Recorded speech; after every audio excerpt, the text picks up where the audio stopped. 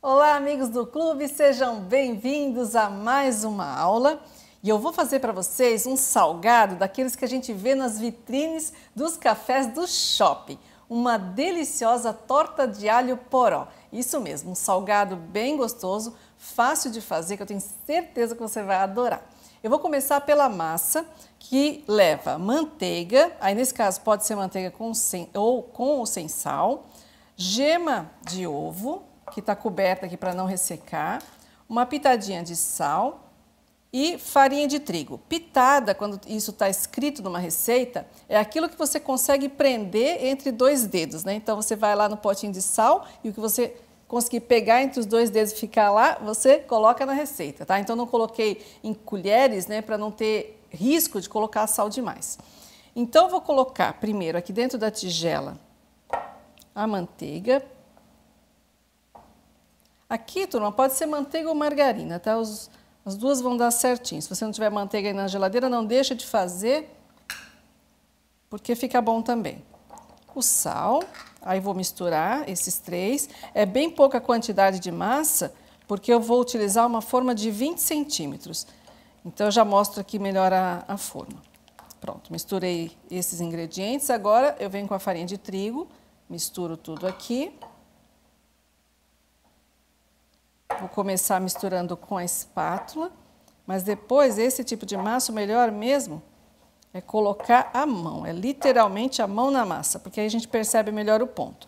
Aí, se precisar um pouquinho mais de farinha de trigo, pode colocar, porque às vezes o tamanho do ovo, né, o tamanho da gema do ovo interfere, o tipo da gordura que a gente está usando, né, manteiga ou margarina também interfere no ponto da massa, e claro, a marca da farinha de trigo. Então, tem algumas variáveis aí que pode fazer a massa ficar diferente. Então, se ficar muito mole, você põe mais um punhadinho de farinha de trigo, mais uma colher ou duas. Pronto, agora eu vou com a mão aqui, mão limpa, né, lavada. Olha lá, formou uma bolinha. Olha aqui, ó, formou uma bolinha, soltou da tigela, tá pronto. Esse tipo de massa a gente evita sovar demais, porque quanto mais sovar, quanto mais mexer a massa, mais a gente vai liberando o glúten e ela vai ficando mais pesada. Desse jeito, mexendo só o suficiente para os ingredientes se misturarem e formar essa bolinha, a massa fica bem quebradiça, bem soltinha, bem sequinha. Vou colocar ela aqui no centro da forma. Então, essa forma ela tem 20 centímetros. Essa lateral baixa, que é característico das tortas. E fundo falso para... A massa é molinha mesmo. E com o calor da nossa mão também, ela fica mais delicada ainda, mas dá para a gente trabalhar com ela tranquilamente. Então, olha lá. Tirei do centro e fui levando para as bordas. Agora eu vou levantar essa massa desse jeito, empurrando ela contra a lateral da forma. Viram que a quantidade de massa ela está bem balanceada para esse tamanho de forma, para não ter desperdício. Aí a gente vai ajeitando para não ficar assim, ó, algumas partes sem massa e outras com muita massa. Então a gente vai sempre ajeitando. Pode tirar bem aqui desses cantinhos. Eu vou passar o dedo aqui com uma certa força para ir tirando esses excessos. Vou cortando a massa assim, tirando. Onde estiver faltando eu completo, porque aí a gente vai ter um acabamento bem bonito aqui na borda da nossa torta. Prontinho.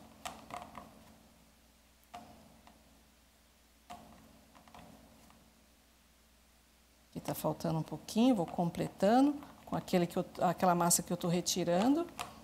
Olha lá, tá pronto. Agora eu vou levar essa massa para a geladeira enquanto eu preparo o recheio.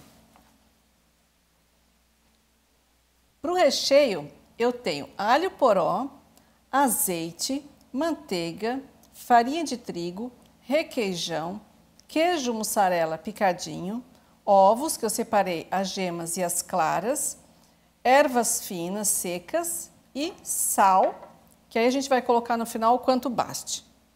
Não separei a quantidade, porque aí a gente vai ter que provar para ver a quantidade de sal que vai precisar. Então, a gente começa pelo ingrediente que vai dar sabor à nossa torta, que é o alho poró. Então, o alho poró a gente compra assim, geralmente ele vem com a raiz, o meu eu já comprei assim sem raiz, mas quando você comprar, você tira fora a raiz e tira fora onde começa essa parte da folha mais escura, porque é a parte mais dura da folha. A gente vai usar essa parte aqui, aí a gente abre ela no meio, porque o alho poró é danadinho, ele esconde a terra. Então, a gente tem que lavar ele assim, aí vai abrindo aqui, olha, vai lavando em água corrente. Esse aqui até tem pouca terra, mas tem alguns que a gente vê bastante terra nesse meio aqui. Aí ele vem assim, ó, com bastante terra por dentro, olha lá. Então, a gente vai usar a parte molinha. Só que, assim como outros produtos, como por exemplo o palmito, esse centro aqui dele eu acho bem molinho também. Então, eu gosto de usar porque eu acho... A gente tem que aproveitar o alimento ao máximo, né? Então, olha lá. Esse miolo aqui, olha, ele também é molinho. Ele não é tão fibroso como a parte de fora. E se a gente, conforme a gente vai abrindo mais ainda, ele vai ficando mais molinho lá no centro, ó. Fica mais clarinho, é igual o palmito, né? Aquele miolinho, ele é mais molinho. Então, pode usar toda essa parte do centro aqui. Essa parte aqui verde a gente pode lavar, claro, e pode usar, por exemplo, para dar sabor no caldinho de uma sopa, na água do arroz. Então, dá para usar, dá para aproveitar. Aqui para a torta não, mas dá para aproveitar. Então, vocês lavem bem para tirar qualquer resíduo, sujidade, principalmente da terra. E aí, depois de lavado, a gente vai cortar desse jeito, ali em tirinhas, assim, ó, em pedacinhos fininhos. Tá? Depois de lavado, claro, que aí é o que eu tenho aqui. Tá? Então, aqui eu tenho 2 unidades de alho poró lavados, né, bem direitinho. Aí a gente vai começar refogando esse alho poró com o azeite. E já lembrando que se você não encontrar esse ingrediente aí na sua região, porque esse produto ele é, vamos dizer assim, primo da cebola e do alho, da mesma família. Então ele tem um sabor parecido com a cebola e parecido com o alho, mas não tão acentuado. Tem um sabor mais suave, né, caso você nunca tenha experimentado alho poró. Então você pode tranquilamente substituir por cebola. Tá? Essa mesma quantidade de cebola a gente vai colocar na frigideira, ela vai murchar bastante, tá? Vai reduzir bastante e vai ficar uma delícia também, te garanto. Então, vou começar aquecendo o óleo em uma frigideira ou numa saltese, ou numa panela, né, o que você tiver. Vou aquecer o azeite. Quando ele estiver aquecido, eu vou colocar o alho poró.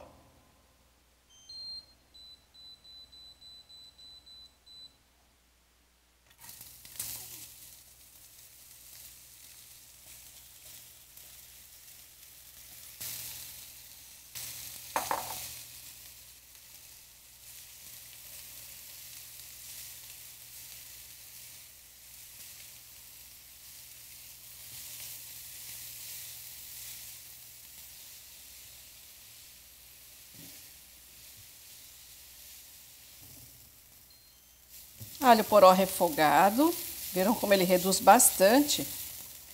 Desliguei aqui a chama do fogão, agora eu vou colocar a manteiga e vou misturar até que a manteiga derreta.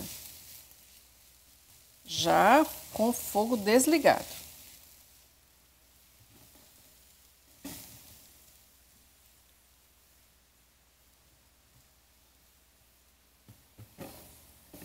Agora eu vou transferir para uma tigela para misturar os outros ingredientes. E essa mistura aqui, como a gente vai colocar ovo, vai colocar outros ingredientes, eu não vou colocar com ele tão quente, eu vou deixar aqui alguns segundinhos esfriando um pouquinho, porque se a gente colocar a gema de ovo, assim que encostar nesse calor todo, a gema cozinha, não é essa a intenção.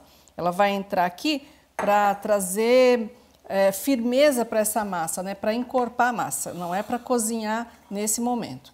Então, eu vou fazer assim, enquanto aquele lá esfria, eu vou bater as claras em ponto de neve. Então, a gema está lá, as claras aqui, vamos bater enquanto esfria um pouquinho.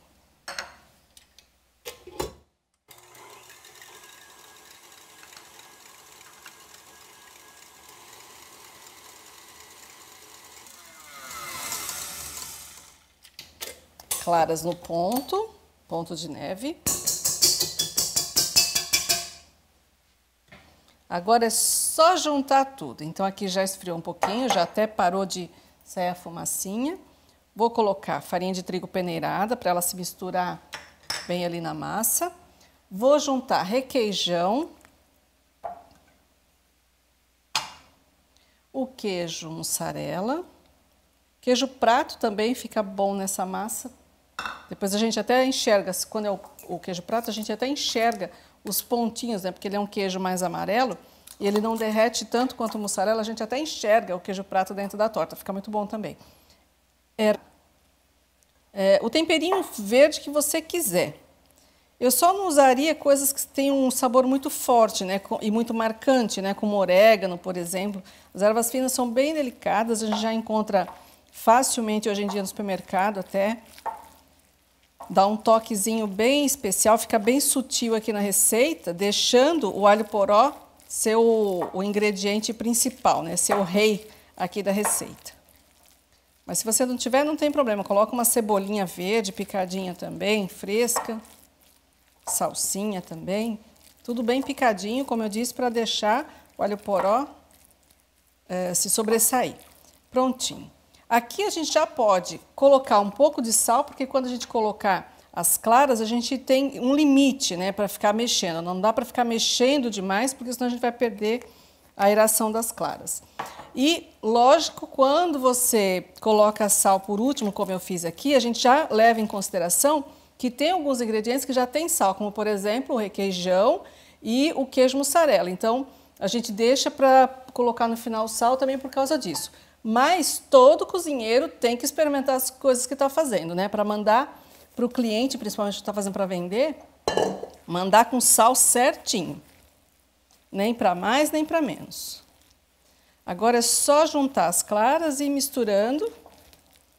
Ela vai trazer um pouco mais de volume e aeração para essa massa.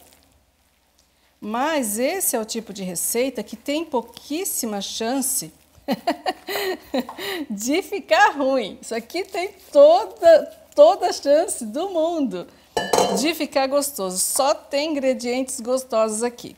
O que pode acontecer é a pessoa, de repente, não gostar do sabor do alho poró, mas aí a gente só vai saber provando. E também, se você não quiser usar nem alho poró, nem a cebola, né, porque também tem bastante gente que não gosta de cebola, usa outro vegetal da sua preferência, né, como, por exemplo, brócolis, couve-flor, a couve picadinha, a couve mineira picadinha, né, então couve-manteiga. Então, use outros vegetais da sua preferência e, claro, né, vai ser um teste, uma nova receita que você vai estar criando, mas eu tenho certeza que vai ficar gostoso também. Agora eu vou pegar aquela massa que está lá na geladeira e acomodar esse recheio lá dentro.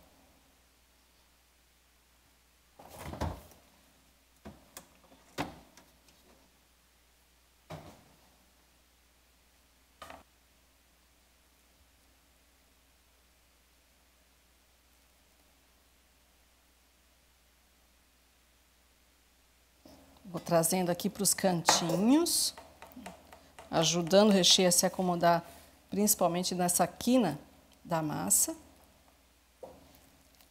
Parece até que vai ser muito recheio, não? Mas não é, é assim mesmo. É bem caprichado. Então, acomoda primeiro lá nos cantinhos, também para não passar, né? Para não ultrapassar a borda, né? Então, a gente deixa a massa aparecendo, para ficar bem bonita, porque a massa fica douradinha. É bonito quando ela aparece. Olha lá, dá certinho, ou seja, recheio bem balanceado, as quantidades, para não ter desperdício aí na sua cozinha. Deixa bem cheinho assim e pronto. Agora, vou levar ao forno, que já está pré-aquecido a 200 graus, é um forno alto mesmo. Vou colocar na parte mais baixa do forno, né, que é onde esquenta mais. Eu não deixei o dourador, o meu forno é elétrico, eu não deixei o dourador de cima ligado, ele está só no forno convencional, vou deixar mais baixo, porque os ingredientes do recheio, a única coisa que de verdade está crua aqui é o ovo, né, são os 2 ovos. Então, é a única coisa que de verdade vai ter que cozinhar, e a gente tem a farinha de trigo, então tem que se transformar numa massa bem firme. Mas o que mais demora para assar nessa torta e que tem que ficar bem assadinha para ficar gostosa é a massa. Então, por isso eu vou deixar na parte de baixo do forno, tá? Para que o calor se concentre aqui no fundo da assadeira. Em torno de uns 40 minutinhos a gente vai ter uma torta quentinha para o lanche. É só esperar. Nossa torta já está pronta. Vou aqui retirar do forno com cuidado.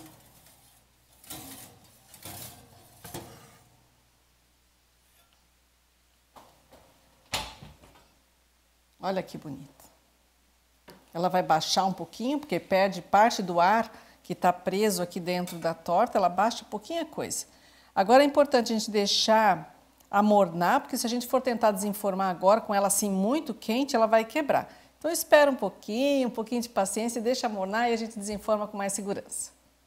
Agora que já amornou, eu vou desenformar, vou tirar aqui o aro.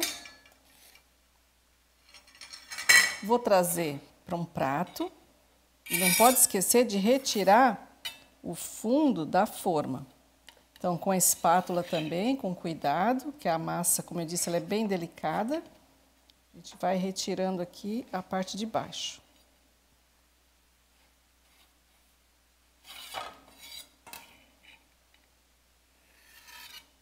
E a melhor hora para comer essa delícia é agora, quando ela acaba de sair do forno, que a massa está bem sequinha, recheio cremoso, ou seja, está perfeita. Mas se ela não for consumida imediatamente, você pode guardar na geladeira, mas na hora de reaquecer, é bom que faça isso no forno, porque aí a gente devolve para a massa a textura crocante. Se esquentar no micro-ondas, a massa fica mole, já não fica tão gostosa. Então, a gente vai finalizando essa aula por aqui, mas eu espero vocês na próxima. Até lá!